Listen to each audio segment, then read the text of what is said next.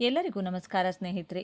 ಗಗನದಷ್ಟು ವಿಶಾಲ, ಗಾಳಿಯಂತೆ ಸ್ವತಂತ್ರ, ಹೊರಗಿನಿಂದ ನೋಡಲು ಅತ್ಯಂತ ಶಾಂತ, ಆದರೆ ಒಳಗೊಳಗೆ ಜ್ಞಾನದ ಮತ್ತು ಆಲೋಚನೆಗಳ ಮಹಾಸಾಗರವನ್ನೇ ಬಚ್ಚಿಟ್ಟುಕೊಂಡಿರುವ ಅದ್ಭುತ ವ್ಯಕ್ತಿತ್ವ. ಯಾರ ತಂಟೆಗೂ ಹೋಗದ, ಆದರೆ ತಮ್ಮ ತಂಟೆಗೆ ಬಂದರೆ ಸುಮ್ಮನೆ ಬಿಡದ, ಪ್ರಪಂಚದ ನಿಯಮಗಳಿಗೆ ತಲೆಬಾಗದೆ ತಮ್ಮದೇ ಆದ ಹೊಸ ನಿಯಮಗಳನ್ನು ಸೃಷ್ಟಿಸುವ ಛಲಗಾರರು. ಭವಿಷ್ಯವನ್ನ ಮುಂಚಿತವಾಗಿಯೇ ಊಹಿಸಬಲ್ಲ ಶಕ್ತಿ ಹೊಂದಿರುವ ರಾಶಿಚಕ್ರದ ಅತ್ಯಂತ ಬುದ್ಧಿವಂತ, ನಿಗೂಢ ಮತ್ತು ಮಾನವೀಯತೆಯನ್ನು ಮೈಗೂಡಿಸಿಕೊಂಡಿರುವ ರಾಶಿಯೇ ಕುಂಭರಾಶಿ. ಕಷ್ಟಗಳನ್ನು ಎದುರಿಸಿ ಸೋಲುಗಳನ್ನು ಮೆಟ್ಟಿ ನಿಂತು ಒಂಟಿಯಾಗಿ ಬೆಳೆದು ನಿಲ್ಲುವ ಈ ಕುಂಭರಾಶಿಯವರ ಜೀವನದಲ್ಲಿ ಸಾಕ್ಷಾತ್ ಮಹಾಲಕ್ಷ್ಮಿ ಮತ್ತು ಕರ್ಮಫಲದಾತ ಶನಿದೇವ ಯಾವ ವಯಸ್ಸಿನಲ್ಲಿ ಕೈ ಹಿಡಿಯುತ್ತಾರೆ? ಇವರ ಜೀವನದ ಅತಿ ದೊಡ್ಡ ರಹಸ್ಯಗಳೇನು? ಇವರ ಕಷ್ಟಗಳೆಲ್ಲ ಯಾವಾಗ ದೂರವಾಗುತ್ತವೆ ಎಂಬುದನ್ನು ಸಂಪೂರ್ಣವಾಗಿ ತಿಳಿಯಲು ಈ ವಿಡಿಯೋವನ್ನು ಕೊನೆವರೆಗೂ ತಪ್ಪದೆ ನೋಡಿ. ಕಮೆಂಟ್ ಬಾಕ್ಸ್ನಲ್ಲಿ ಜೈ ಶನಿದೇವ ಹಾಗೂ ಜೈ ಧನಲಕ್ಷ್ಮಿ ಎಂದು ಬರೆಯುವ ಮೂಲಕ ತಾಯಿಯ ಮತ್ತು ಶನಿದೇವರ ಕೃಪೆಗೆ ಪಾತ್ರರಾಗಿ. ರಾಶಿಚಕ್ರದಲ್ಲಿ 11ನೇ ರಾಶಿಯಾಗಿರುವ ಅತ್ಯಂತ ವಿಶಿಷ್ಟವಾದ ಮತ್ತು ಇತರರಿಗಿಂತ ಸಂಪೂರ್ಣ ಭಿನ್ನವಾದ ಕುಂಭರಾಶಿಯ ಆಳವಾದ ರಹಸ್ಯಗಳನ್ನು ಇಂದು ನಾವು ಬಿಚ್ಚಿಡಲಿದ್ದೇವೆ. ಕುಂಭರಾಶಿಯ ಚಿಹ್ನೆ ಒಂದು ಮಡಕೆಯಿಂದ ನೀರನ್ನು ಸುರಿಯುತ್ತಿರುವ ವ್ಯಕ್ತಿ. ಇದು ಕೇವಲ ಒಂದು ಸಾಮಾನ್ಯ ಚಿತ್ರವಲ್ಲ, ಇದು ಕುಂಭರಾಶಿಯವರ ಇಡೀ ಬದುಕಿನ ವ್ಯಕ್ತಿತ್ವದ ಕನ್ನಡಿ.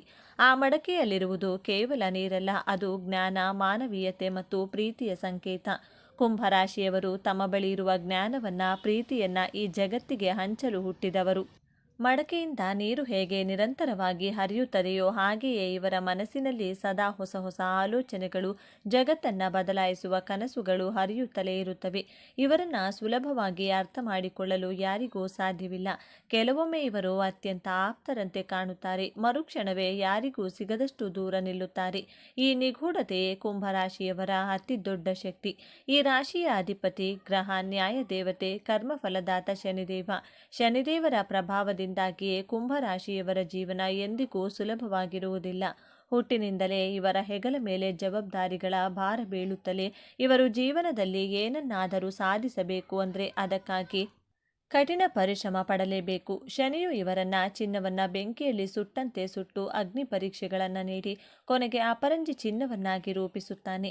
ಹಾಗಾಗಿಯೇ ಕುಂಭರಾಶಿಯವರಿಗೆ ಅದ್ಭುತವಾದ ತಾಳ್ಮೆ, ಏನೇ ಕಷ್ಟ ಬಂದರೂ ಎದುರಿಸಿ ನಿಲ್ಲುವ ಎದೆಗಾರಿಕೆ ಮತ್ತು ಎಂದಿಗೂ ಬಿಟ್ಟುಕೊಡದ ಛಲ ರಕ್ತದಲ್ಲಿಯೇ ಬಂದಿರುತ್ತದೆ. ಇವರು ಎಷ್ಟೇ ಬಾರಿ ಬಿದ್ದರೂ ಯಾರ ಸಹಾಯವೂ ಇಲ್ಲದೆ ತಮ್ಮ ಕಾಲ ಮೇಲೆ ತಾವು ಎದ್ದು ನಿಲ್ಲುವ ಶಕ್ತಿ ಹೊಂದಿದ್ದಾರೆ. ಮೇಲ್ನೋಟಕ್ಕೆ ಇವರು ಬಹಳ ಗಂಭೀರವಾಗಿ, ಕಠಿಣವಾಗಿ, ಒಂಟಿಯಾಗಿರಲು ಇಷ್ಟಪಡುವವರಂತೆ ಕಾಣಿಸಬಹುದು. ಇವರು ಎಲ್ಲರೊಂದಿಗೆ ಸುಲಭವಾಗಿ ಬೆರೆಯುವುದಿಲ್ಲ.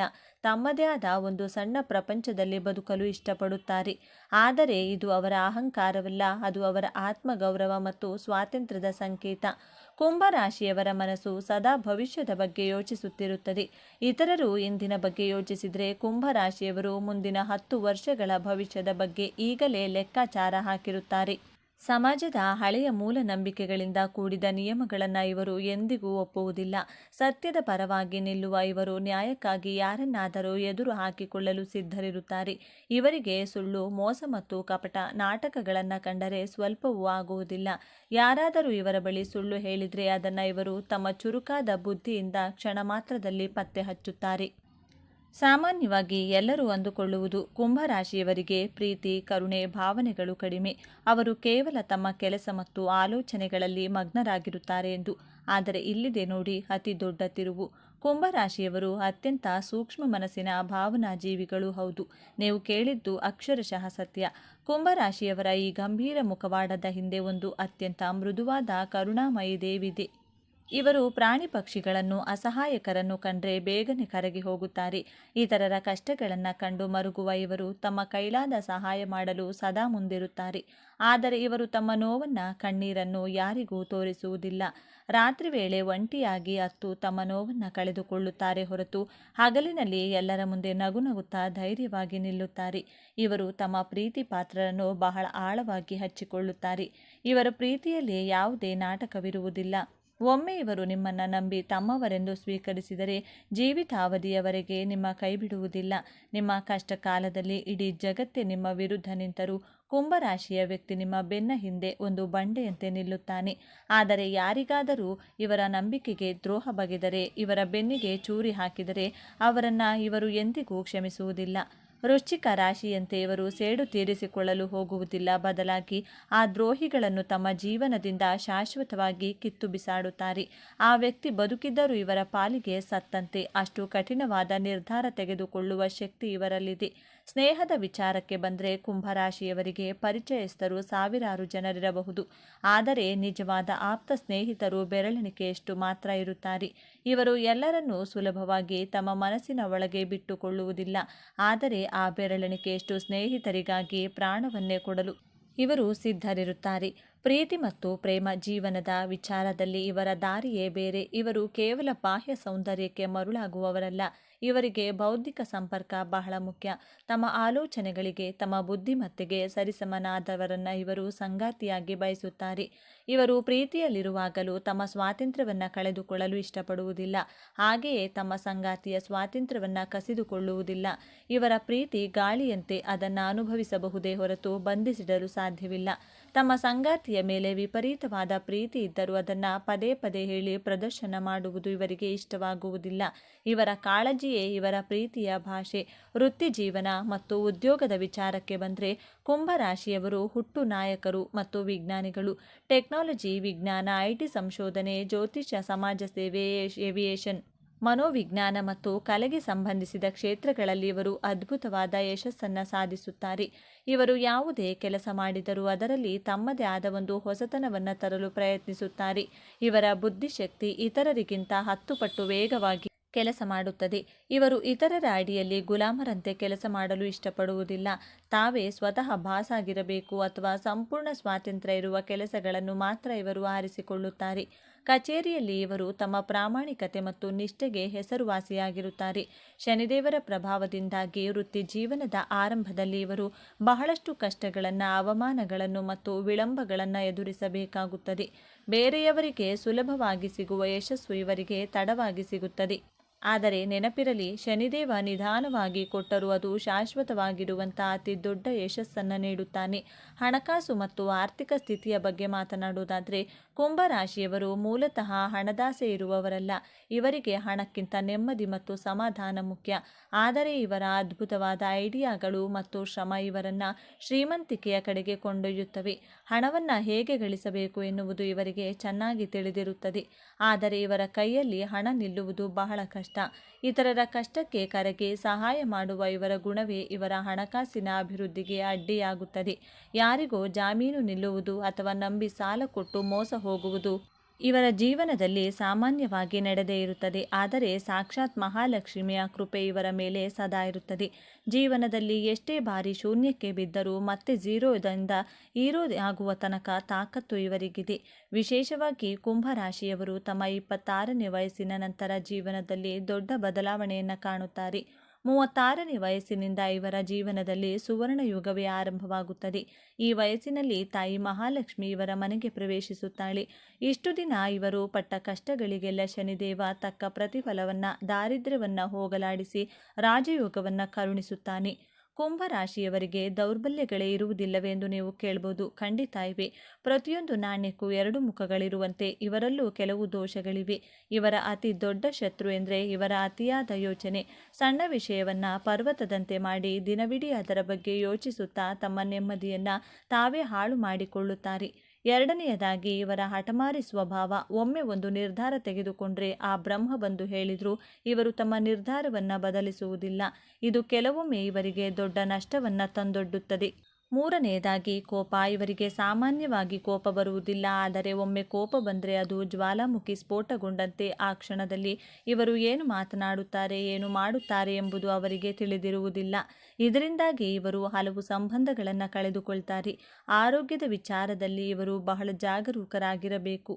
ವಾಯುತತ್ವದ ರಾಶಿಯಾಗಿರುವುದರಿಂದ ನರಗಳ ದೌರ್ಬಲ್ಯ, ರಕ್ತ ಪರಿಚಲನೆಯಲ್ಲಿ ಸಮಸ್ಯೆ, ಕಾಲು ನೋವು, ಕೀಲು ನೋವು ಮತ್ತು ಅತಿಯಾದ ಒತ್ತಡದಿಂದಾಗಿ ಮಾನಸಿಕ ಖಿನ್ನತೆ ಇವರನ್ನು ಕಾಡುವ ಸಾಧ್ಯತೆ ಇರುತ್ತದೆ.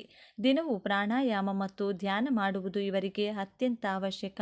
ಬನ್ನಿ ಈಗ ಕುಂಭರಾಶಿಯವರ ಜೀವನದ ಅಂತಿಮ ಮತ್ತು ಅತ್ಯಂತ ಪ್ರಮುಖವಾದ ಭಾಗದ ಬಗ್ಗೆ ಮಾತನಾಡೋಣ. ಕುಂಭರಾಶಿಯವರೇ, ನಿಮ್ಮ ಜೀವನದ ಅತಿ ದೊಡ್ಡ ಪಾಠವೇ ಕ್ಷಮೆ ಮತ್ತು ಸ್ವೀಕಾರ. ನಿಮ್ಮ ಸುತ್ತಮುತ್ತಲಿನ ಜನರು ನಿಮ್ಮಷ್ಟು ಬುದ್ಧಿವಂತರಾಗಿರಲು ಅಥವಾ ಪ್ರಾಮಾಣಿಕರಾಗಿರಲು ಸಾಧ್ಯವಿಲ್ಲ ಎಂಬುದನ್ನು ನೀವು ಒಪ್ಪಿಕೊಳ್ಳಬೇಕು. ಎಲ್ಲರನ್ನೂ ವಿಮರ್ಶೆ ಮಾಡುವುದನ್ನು ಬಿಟ್ಟು ಅವರನ್ನು ಅವರಂತೆಯೇ ಸ್ವೀಕರಿಸುವುದನ್ನು ಕಲಿತಾಗ ನಿಮ್ಮ ಅರ್ಧ ಕಷ್ಟಗಳು ದೂರವಾಗುತ್ತವೆ. ನಿಮ್ಮ ಭಾವನೆಗಳನ್ನು ಅಡಗಿಸಿಡಬೇಡಿ, ನಂಬಿಕಸ್ಥರೊಂದಿಗೆ ಹಂಚಿಕೊಳ್ಳಿ. ಒಂಟಿತನವನ್ನು ಬಿಟ್ಟು ಜನರೊಂದಿಗೆ ಬೆರೆಯಲು ಪ್ರಯತ್ನಿಸಿ. ನಿಮ್ಮ ಜೀವನದ ಕಷ್ಟಗಳು ದೂರವಾಗಿ ತಾಯಿ ಧನಲಕ್ಷ್ಮಿ ಮತ್ತು ಶನಿದೇವರ ಸಂಪೂರ್ಣ ಕೃಪೆಗೆ ಪಾತ್ರರಾಗಲು ಮತ್ತು ನಿಮ್ಮ ಅದೃಷ್ಟದ ಬಾಗಿಲು ತೆರೆಯಲು ಇಲ್ಲಿ ಕೆಲವು ಅತ್ಯಂತ ಶಕ್ತಿಶಾಲಿ ಪರಿಹಾರಗಳನ್ನು ತಿಳಿಸುತ್ತಿದ್ದೇವೆ. ಇದನ್ನು ತಪ್ಪದೇ ಪಾಲಿಸಿ. ಪ್ರತಿ ಶನಿವಾರದಂದು ಮುಂಜಾನೆ ಅಥವಾ ಸಂಜೆ ಶನಿದೇವರ ದೇವಾಲಯಕ್ಕೆ ಭೇಟಿ ನೀಡಿ ಎಳ್ಳೆಣ್ಣೆಯ ದೀಪವನ್ನು ಹಚ್ಚಿ ಬನ್ನಿ. ಶನಿದೇವನಿಗೆ ಕಪ್ಪು ಎಳ್ಳು ಎಂದರೆ ಅತ್ಯಂತ ಪ್ರಿಯ. ಹಾಗಾಗಿ ಕಪ್ಪು ಎಳ್ಳನ್ನು ದಾನ ಮಾಡುವುದು ನಿಮ್ಮ ಕರ್ಮ ದೋಷಗಳನ್ನು ನಿವಾರಿಸುತ್ತದೆ. ಕಣ್ಣು ಕಾಣದವರಿಗೆ, ವಿಕಲಚೇತನರಿಗೆ ಅಥವಾ ವಯಸ್ಸಾದ ವೃದ್ಧರಿಗೆ ನಿಮ್ಮ ಕೈಲಾದ ಸಹಾಯ ಮಾಡಿ ಅನ್ನದಾನ ಮಾಡಿ. ಶನಿದೇವನು ಬಡವರ ಮತ್ತು ಅಸಹಾಯಕರ ಪ್ರತಿನಿಧಿ.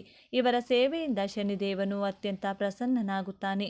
ಪ್ರತಿ ಮಂಗಳವಾರ ಮತ್ತು ಶುಕ್ರವಾರದಂದು ತಾಯಿ ಮಹಾಲಕ್ಷ್ಮಿಯನ್ನು ಧ್ಯಾನಿಸಿ ಮನೆಯಲ್ಲಿ ತುಪ್ಪದ ದೀಪವನ್ನು ಹಚ್ಚಿ ಓಂ ಶ್ರೀ ಮಹಾಲಕ್ಷ್ಮೀ ನಮಃ ಎಂಬ ಮಂತ್ರವನ್ನು 108 ಬಾರಿ ಜಪಿಸಿ. ಇದರಿಂದ ನಿಮ್ಮ ಆರ್ಥಿಕ ಸಮಸ್ಯೆಗಳೆಲ್ಲವೂ ದೂರವಾಗಿ ಮನೆಯಲ್ಲಿ ಸಂಪತ್ತು ವೃದ್ಧಿಯಾಗುತ್ತದೆ. ನಿಮ್ಮ ಮನೆಯಲ್ಲೂ ಯಾರಾದರೂ ಕುಂಭರಾಶಿಯವರಿದ್ದಾರೆ ಅಥವಾ ನೀವೇ ಕುಂಭರಾಶಿಯವರಾಗಿದ್ದರೆ ಈ ಮಾತುಗಳು ನಿಮಗೆ ಎಷ್ಟು ಸತ್ಯ ಅನಿಸುತ್ತವೆ ಎಂಬುದನ್ನು ಕಮೆಂಟ್ ಬಾಕ್ಸ್ನಲ್ಲಿ ನಮಗೆ ತಪ್ಪದೇ ತಿಳಿಸಿ. ವೈದಿಕ ಜ್ಯೋತಿಷ್ಯದ ಪ್ರಕಾರ ಕುಂಭರಾಶಿಯವರು ಮಾನವೀಯ ಗುಣಗಳನ್ನು ಹೊಂದಿರುತ್ತಾರೆ. ಕಷ್ಟ ಎಂದರೆ ಸಾಕು ತಕ್ಷಣ ಮಿಡಿಯುತ್ತಾರೆ. ಯಾರದೇ ನೆರವಿಗೆ ಬೇಕಾದರೂ ಮುಂಚೂಣಿಯಲ್ಲಿ ನಿಲ್ಲುತ್ತಾರೆ. ವಿಶೇಷವಾಗಿ ಹೊಸದನ್ನು ಅನ್ವೇಷಣೆ ಮಾಡುವಂತಹ ಕುತೂಹಲ ಅನ್ನೋದು ಅವರಲ್ಲಿ ಹೆಚ್ಚಾಗಿರುತ್ತದೆ. ಮಾತಿಗೆ ಬಣ್ಣ ಕಟ್ಟುವಂತಹ ವ್ಯಕ್ತಿತ್ವ ಕುಂಭರಾಶಿಯವರದ್ದಲ್ಲ. ಏನೇ ಇದ್ರೂ ನೇರ ಮಾತು, ಬೆಳವಣಿಗೆ ಬಗ್ಗೆ ಆಲೋಚನೆಗಳನ್ನು ಹೊಂದಿರುತ್ತಾರೆ. ಮಾನವೀಯ ಗುಣಗಳು ಕುಂಭರಾಶಿಯವರಲ್ಲಿ ಹೆಚ್ಚಾಗಿರುತ್ತದೆ.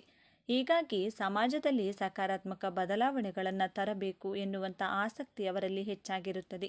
ಅವರಲ್ಲಿರುವಂತಹ ವಿಭಿನ್ನವಾದ ಆಸಕ್ತಿ ಹಾಗೂ ಕುತೂಹಲ ಅನ್ನೋದು ಬೇರೆಯವರಿಗಿಂತ ಅವರನ್ನು ವಿಭಿನ್ನವಾಗಿ ಕಾಣುವ ಹಾಗೆ ಮಾಡುತ್ತೆ. ಅವರಲ್ಲಿರುವಂತಹ ಸೃಜನಶೀಲತೆ ಹಾಗೂ ನ್ಯಾಯಪರವಾಗಿರುವಂತಹ ಧೋರಣೆ ಅವರನ್ನು ವಿಭಿನ್ನವಾಗಿ ಕಾಣುವ ಹಾಗೆ ಮಾಡುತ್ತೆ.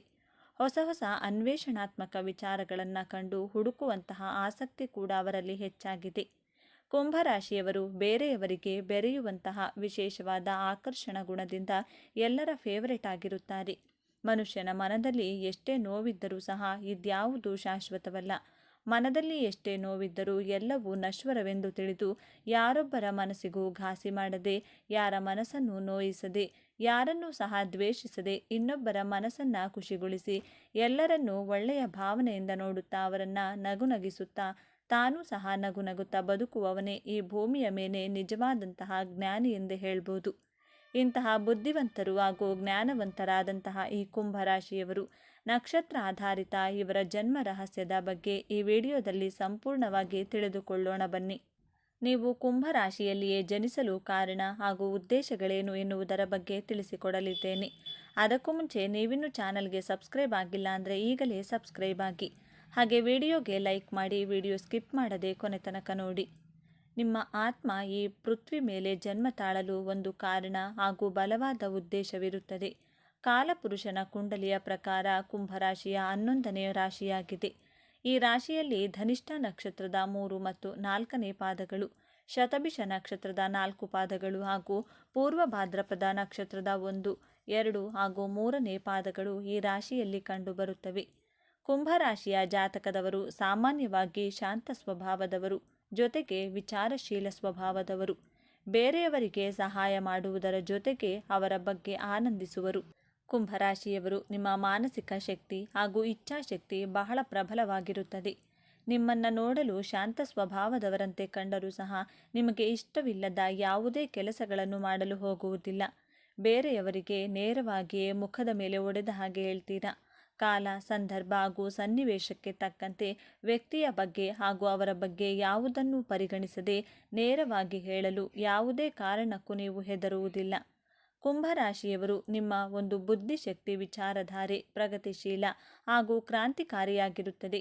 ಆದ ಕಾರಣದಿಂದಾಗಿ ಪ್ರತಿಯೊಬ್ಬರೂ ಸಹ ನಿಮ್ಮ ಕಡೆಗೆ ಪ್ರಭಾವಿತರಾಗುತ್ತಾರೆ. ಪ್ರತಿಯೊಬ್ಬರನ್ನೂ ಸಹ ನಿಮ್ಮ ಒಂದು ಸ್ವಂತ ಬುದ್ಧಿವಂತಿಕೆಯಿಂದ ತಮ್ಮ ಕಡೆ ಅಯಸ್ಕಾಂತದ ರೀತಿಯಾಗಿ ಆಕರ್ಷಿಸುತ್ತೀರಾ. ಯಾವುದೇ ಸನ್ಮಾನಕ್ಕೂ ಸಹ ನೀವು ಭಾಜನರಾಗಿರ್ತೀರಾ. ನಿಮ್ಮ ಬುದ್ಧಿಬಲದಿಂದ ಜೀವನದಲ್ಲಿ ಮಹತ್ತರವಾದ ನಿರ್ಧಾರಗಳನ್ನು ತೆಗೆದುಕೊಂಡು ಜೀವನದಲ್ಲಿ ಧನ ಸಂಗ್ರಹ ಮಾಡುತ್ತೀರಾ. ಕುಂಭರಾಶಿಯ ಅಧಿಪತಿ ಶನಿ ಗ್ರಹವಾಗಿರುವುದರಿಂದ ಎದುರುಗಡೆ ಇರುವಂತಹ ವ್ಯಕ್ತಿಗಳ ಸಣ್ಣ ಪುಟ್ಟ ತಪ್ಪುಗಳನ್ನು ಶೀಘ್ರವಾಗಿ ಗ್ರಹಿಸುತ್ತೀರಾ. ಅದನ್ನು ಅವರಿಗೆ ನೇರವಾಗಿ ಹೇಳ್ತೀರಾ. ಕೆಲವೊಮ್ಮೆ ನಿಮ್ಮ ಕ್ರೋಧ ಸ್ವಭಾವದಿಂದಲೇ ಸಂಕಷ್ಟಗಳಿಗೆ ಸಿಲುಕಿ ಹಾಕಿಕೊಳ್ತೀರಾ. ಕುಂಭರಾಶಿಯವರು ನೀವು ಅತ್ಯಂತ ಕಲ್ಪನಾಶೀಲರಾಗಿರುವುದರಿಂದ ಅಷ್ಟೇ ಬೇಗ ನೀವು ಭಾವುಕರಾಗ್ತೀರಾ. ಮಹತ್ವಾಕಾಂಕ್ಷಿಗಳಿಗೆ ಹೆಚ್ಚಿನ ಮಹತ್ವವನ್ನು ನೀಡ್ತೀರಿ. ಜೊತೆಗೆ ನೀವು ಏಕಾಂತ ಪ್ರಿಯರಾಗಿರುತ್ತೀರಾ. ನಿಮ್ಮ ಜನನ ಕುಂಭರಾಶಿಯಲ್ಲಿಯೇ ಆಗಲು ಕಾರಣ ಏನೆಂದು ನೋಡೋದಾದರೆ, ಪ್ರಾಕೃತಿಕ ಕುಂಡಲಿಯಲ್ಲಿ ಇಚ್ಛಾಪೂರ್ತಿ ಭಾವವಾದಂತಹ ರಾಶಿ ಎಂದರೆ ಅದುವೇ ಕುಂಭರಾಶಿ. 11ನೇ ಭಾವ ಆದ್ದರಿಂದ, ಅಂದರೆ ನಿಮ್ಮನ್ನು ಇಚ್ಛಾಪೂರ್ತಿ ಭಾವ ಎಂದು ಕರೆಯಲಾಗಿದೆ. ಶನೇಶ್ವರನ ಮೂಲ ತ್ರಿಕೋನ ರಾಶಿಯಾಗಿದ್ದು ನಿಮ್ಮ ಪೂರ್ವಜನ್ಮದ ಆಸೆ ಆಕಾಂಕ್ಷೆಗಳನ್ನು ಹಾಗೂ ನಿಮ್ಮ ಇಚ್ಛೆಗಳನ್ನು ಈಡೇರಿಸಿಕೊಳ್ಳಲು ಈ ಜನ್ಮದಲ್ಲಿ ಕುಂಭರಾಶಿಯಲ್ಲಿಯೇ ನಿಮ್ಮ ಜನನವಾಗಿದೆ ಎಂದು ತಿಳಿಯಬಹುದು. ಇಡೀ ವಿಶ್ವಕ್ಕೆ ನ್ಯಾಯಾಧೀಶನಾದಂತಹ ಶನಿ ಮಹಾತ್ಮ ನಿಮಗೂ ನ್ಯಾಯವನ್ನು ಒದಗಿಸಿಕೊಡುತ್ತಾನೆ. ಶನಿದೇವರ ಸಂಪೂರ್ಣ ಸಹಾಯ ನಿಮಗೆ ಸಿಗುವುದರ ಮೂಲಕ ನಿಮ್ಮ ಜೀವನದ ಗುರಿ ಹಾಗೂ ಉದ್ದೇಶಗಳಿಗೋಸ್ಕರ ನಿಮ್ಮ ಕರ್ಮವನ್ನು ಪೂರ್ತಿಗೊಳಿಸುತ್ತಾನೆ. ಇದರ ಜೊತೆಗೆ ನಿಮ್ಮ ಜೀವನದ ಲಾಭಗಳಿಗಾಗಿ ಹಾಗೂ ನಿಮ್ಮ ಜೀವನದಲ್ಲಿ ಮೋಕ್ಷ ಪ್ರಾಪ್ತಿಯಾಗಲು ಸಾಕ್ಷಾತ್ ಶನಿದೇವ ಈ ಕುಂಭರಾಶಿಯವರಿಗೆ ವಿಶೇಷವಾದಂತಹ ಆಶೀರ್ವಾದ ಹಾಗೂ ವಿಶೇಷವಾದಂತಹ ಅನುಗ್ರಹವನ್ನು ಮಾಡ್ತಾರೆ. ಆದರೆ ಒಂದೇ ಒಂದು ನಿಯಮ ಏನೆಂದರೆ, ನಿಮಗೆ ಎಂತಹದ್ದೇ ಕಷ್ಟ ಅಥವಾ ಸುಖವಿದ್ದರೂ ಸಹ ನೀವು ಸತ್ಯ ಹಾಗೂ ಧರ್ಮದ ದಾರಿಯಲ್ಲಿಯೇ ನಡೆಯಬೇಕು. ಒಳ್ಳೆಯ ಕರ್ಮವನ್ನು ಮಾಡಬೇಕು ಅಂದರೆ ನೀವು ಒಳ್ಳೆಯ ಕೆಲಸವನ್ನು ಮಾಡಬೇಕು. ನ್ಯಾಯಬದ್ಧವಾಗಿ ವ್ಯವಹಾರ ಮಾಡುವುದು ಅತ್ಯವಶ್ಯಕವಾಗಿದೆ. ಆದ್ದರಿಂದ ನೀವು ಯಾವುದೇ ಕೆಲಸ ಮಾಡಲು ಆತುರ ಪಡುವುದಿಲ್ಲ. ಆ ಕೆಲಸ ಮಾಡುವ ಮೊದಲು ನೀವು ಅದರ ಪೂರ್ವಪರಗಳನ್ನು ಬಹಳ ಶಾಂತಿ ಸಮಾಧಾನದಿಂದ ತಿಳಿದು ತುಂಬ ಯೋಚಿಸಿ ಆ ಕೆಲಸವನ್ನು ಪ್ರಾರಂಭ ಮಾಡ್ತೀರಾ. ಜೀವನದಲ್ಲಿ ಯಾವುದೇ ಯಕ್ಷ ಪ್ರಶ್ನೆಗಳಿದ್ದರೂ ಸಹ ಬಹಳ ಶಾಂತಿ ಸಮಾಧಾನದಿಂದ ಉತ್ತರಿಸುತ್ತೀರಾ. ಇಂತಹ ಬುದ್ಧಿವಂತರು ಈ ಕುಂಭರಾಶಿಯವರು. ಈ ರಾಶಿಯವರು ತಮ್ಮ ಜೀವನವನ್ನು ತಮ್ಮ ವಿಶೇಷವಾದ ಬುದ್ಧಿಶಕ್ತಿಯಿಂದಲೇ ತಮ್ಮ ಜೀವನವನ್ನು ಹೆಗಲ ಮೇಲೆ ಹೊತ್ಕೊಂಡು ಸಾಗುತ್ತಾರೆ. ಹಾಗಾಗಿ ಈ ಕುಂಭರಾಶಿಯವರನ್ನು ಅತ್ಯಂತ ಬುದ್ಧಿವಂತರೆಂದು ಕರೆಯಲಾಗಿದೆ. ವಾಯುತತ್ವ ರಾಶಿಗಳಲ್ಲಿ ಮೂಲಭೂತವಾಗಿ ಬುದ್ಧಿವಂತ ರಾಶಿಗಳಾಗಿವೆ. ಮೊದಲನೆಯದಾಗಿ ಮಿಥುನ ರಾಶಿ, ವಾಯುತತ್ವ ರಾಶಿ. ಇವರು ಚಿಕ್ಕ ಮಕ್ಕಳಂತೆ ಬಹಳ ಮುಗ್ಧರು ಹಾಗೂ ಬಲಿಷ್ಠವಾಗಿ ವರ್ತಿಸುತ್ತಾರೆ. ತುಂಬ ಮೋಜು ಮಸ್ತಿಯಲ್ಲಿ ಜೀವನವನ್ನು ಆನಂದಿಸುತ್ತಾರೆ. ಎರಡನೆಯ ವಾಯುತತ್ವ ರಾಶಿ ತುಲಾರಾಶಿ. ತುಲಾರಾಶಿಯವರು ಸ್ವಲ್ಪ ಬುದ್ಧಿವಂತಿಕೆಯಿಂದ ಆಲೋಚನೆ ಮಾಡ್ತಾರೆ. ಇವರು ಹೆಚ್ಚು ತಾಳ್ಮೆಯನ್ನು ರೂಢಿಸಿಕೊಂಡಿರ್ತಾರೆ. ಇವರ ಮಾತಿಗೆ ಒಂದು ಗೌರವ ಇರುತ್ತದೆ. ಇವರು ಮಾತಿನಲ್ಲಿ ಹಿಡಿತವಿರುತ್ತದೆ. ಜೊತೆಗೆ ತೂಕವಾದ ಮಾತು ಇವರದ್ದಾಗಿರುತ್ತದೆ. ಮೂರನೆಯದಾಗಿ ಕುಂಭರಾಶಿ.